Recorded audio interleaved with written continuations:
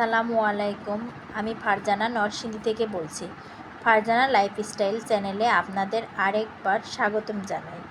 কাছে এবং দূরে, দেশ এবং দেশের বাইরে যে যেখান থেকে আমার ভিডিওটি দেখছেন, আশা করছি আল্লাহর অশেষ রহমতে আপনারা সবাই ভালো আছেন। আমরাও আলহামদুলিল্লাহ ভালো আছি। সকালের নাস্তা শেষ করে ফুরফুরা মেজাজে চলে আসলাম সংসারের টুকিটাকি কাজ নিয়ে। আজকে আম তেল বানাবো, তার জন্য আমি প্রথমে আমগুলো ছিলে নিচ্ছি। আচ্ছা, এদিকে আমি আমগুলো ছিলে রেডি করি। আর আপনাদের কাছে প্রতিবারের মতো আবারও রিকোয়েস্ট করি, আজকের ভিডিওটি যদি আপনাদের কাছে ভালো লেগে থাকে তাহলে প্লিজ আমার ভিডিওটিতে লাইক দিতে ভুলবেন না। আপনি যদি আমার চ্যানেলে নতুন হয়ে থাকেন তাহলে চ্যানেলটি অবশ্যই সাবস্ক্রাইব করে দেবেন। আর যদি আপনি এই কাজটি করে থাকেন তাহলে আপনাকে অসংখ্য ধন্যবাদ। ফিরে আসলাম কাজে। আমগুলো ছোট ছোট টুকরো করে কিউব করে কেটে নেব। ছোট ছোট টুকরো করে আমগুলো কেটে নিচ্ছি।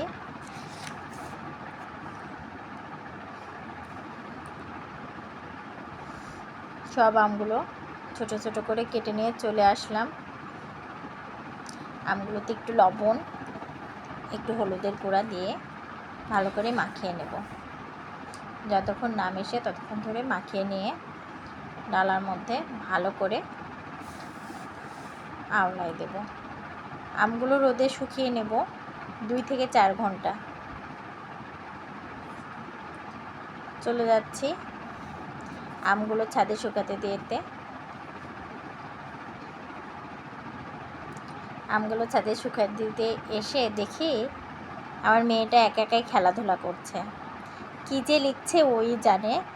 খাতা কলম নিয়ে একাই খেলনার ঝুড়ি থেকে সব খেলনা বের করে খেলাধুলা করছে। দেন অফ ক্যামেরায় সব রান্নাগুলো আমি সেরে নিয়েছি। রান্না করে এই তো শুক্রবার, আজকে আমাদের বাসায় মেহমান আসছে। আমার ভাই, আমার ননদের মেয়ে, ওদের জন্য খাবার এই তো বেড়ে রেখেছি, এখনই কেটে দিয়ে দেবো। তো আপনাদের সাথেও একটু শেয়ার করছি। রান্না তো শেয়ার করতে পারি নাই, সেই জন্য দুঃখিত। তো এখানে রোস্ট আছে, সালাদ, গরুর গোশ, পোলাও, চিংড়ি মাছ ভুনা করেছি। এই তো অল্প বিস্তর রান্নাবান্না আর কি, আপনাদের সাথে একটু শেয়ার করলাম। চলে আসলাম বিকেলে ঘোরার জন্য, বাইরে ঘুরতে এসেছি। এই তো এটা হচ্ছে নরসিংদীর ড্রিম হলিডে পার্ক, যেখানে আমি, আমার ভাই, ননদের মেয়ে, আমার মেয়ে সবাই মিলে ঘুরছি। আমার মেয়ে আল্লাহর রহমতে অনেক খুশি আজকে পার্কে এসে। এটা যদিও 2 দিন আগের ভিডিও, গত শুক্রবারের। পার্কে গিয়ে সে খুব খুশি, এত খুশি হয়েছে সে তার মামাকে কতবার যে ধন্যবাদ জানাইছে। তার মামা পার্কে নিয়ে আসতে বলে অনেকবার ধন্যবাদ জানাইছে। সবাই মাশাল্লাহ বলতে ভুলবেন না, আমার কিউট দুটো বাচ্চা দেখে মাশাল্লাহ বলবেন। মাশাল্লাহ।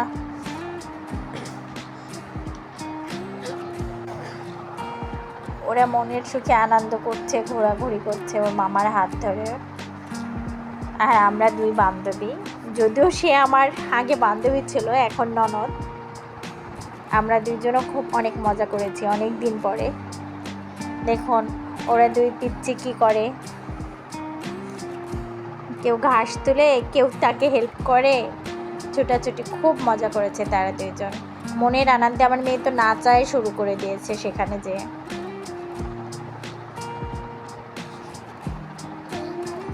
এরপর থেকে বিকেল পর্যন্ত পার্কে ঘোরাঘুরি করেছি। নরসিংদী পার্কটা ড্রিম হলিডে অনেক সুন্দর জায়গা, দেখার মতোই জায়গা। এখানে এক সাইডে ময়ূর দেখেছে, আমার মেয়ে তো চিল্লায় ডাক দেয়, আম্মু দেখো পিকক পিকক। সে ময়ূর দেখে এত খুশি। তারপর ময়ূর পাখনা মেলাইছে, মাশাল্লাহ আমারও খুব ভালো লেগেছে দেখে, আপনাদের সাথেও একটু শেয়ার করলাম। এটা একটা রিভার ক্যাপ বলে, এটার ভিতরে আমরা গিয়েছিলাম, আপনাদের সাথেও একটু শেয়ার করব। এটার ভিতরে এত সুন্দর সুন্দর জিনিস, অন্ধকারের মাঝেও যদিও একটু একটু ভয় ভয় লাগছিল নৌকায় চড়ে, এটাকে রিভার ক্যাপ বলে। মাঝে এত সুন্দর সুন্দর জিনিস, খুব সুন্দর সুন্দর জিনিস। এই দেখুন আপনাদের সাথে একটু, যদিও এটা প্রাকৃতিক না, মানুষের তৈরি, তারপরেও মনে হচ্ছিল অ্যামাজন, আমি কোন জঙ্গলের মধ্যে আছি, অন্ধকার। পাশে দেখুন দাবানলে পড়ে যাচ্ছে মনে হচ্ছে গাছপালা সব কিছু। দেখুন আপনাদের সাথে একটু শেয়ার করলাম। এই জায়গাটায় এসে আমার খুব ভালো লেগেছে, আমার মেয়েও খুব আনন্দ করেছে, ও একটু ভয়ও পেয়েছে, কারণ অন্ধকার মতো ছিল। আর হচ্ছে যদিও এগুলো প্রাকৃতিক নয়, তারপরেও খুব সুন্দর লাগছিল। এখানে অনেক সুন্দর সুন্দর জিনিস ছিল, এটা দেখে আমরা খুব মজা করেছি। আমাদের সাথে আপনাদেরও একটু দেখাই দিলাম। দেখে যদি ভালো লাগে, ভালো মন্দ কমেন্টের মাধ্যমে আমাকে একটু জানাবেন প্লিজ। এই দেখুন এখানে আদিবাসীরা কিভাবে থাকে, আগের যুগে কিভাবে থাকতো, এই সব কিছু এখানে তুলে ধরেছে এরা। এগুলো দেখতে অনেক ভালো লাগছিল। এরা বাই বাই জানাই দিচ্ছিল আমাদের, এটা শেষের দিক ছিল। আচ্ছা, আমরা পার্কটা ঘুরে এই তো বাসায় চলে আসছি।